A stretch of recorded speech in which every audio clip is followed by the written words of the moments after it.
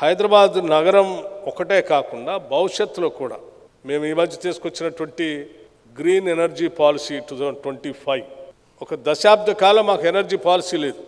So ఈ కొత్త government వచ్చిన తర్వాత న్యూ ఎనర్జీ పాలసీ తీసుకొని వచ్చి ఈరోజు ప్రపంచం మొత్తాన్ని ఆకర్షిస్తున్నాం. మా ముఖ్యమంత్రి రేవంత్ రెడ్డి గారు, మా శ్రీధర్ బాబు గారు ఇండస్ట్రీస్ మినిస్టర్ ఇద్దరు దావోస్ వెళ్తే 1,80,000 కోట్ల రూపాయలు ఇన్వెస్ట్ చేయడానికి ముందుకు వచ్చారు.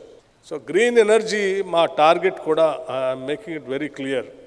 బై 2029-30 కల్లా నేనే 20,000 మెగావాట్ పవర్ని గ్రీన్ ఎనర్జీలో తీసుకొని రావాలని టార్గెట్ పెట్టుకొని ముందుకు పోతున్నాం. దానికి కావాల్సిన ప్రణాళికలన్నీ తయారు చేసాం. అందులో న్యూ ఎనర్జీ పాలసీలో we made it very clear in that 35 కల్లా 40,000 మెగావాట్ పవర్ని తీసుకొని రావాలని. The whole world is going towards the particularly advanced countries. So ఆ దిశలో మన తెలంగాణ రాష్ట్రం కూడా ముందుకు పోవాలనేటువంటి ఆలోచనతోనే ఈరోజు మేమంతా ప్రణాళికాబద్ధంగా తయారు చేసుకుంటూ ముందుకు పోతా ఉన్నాం.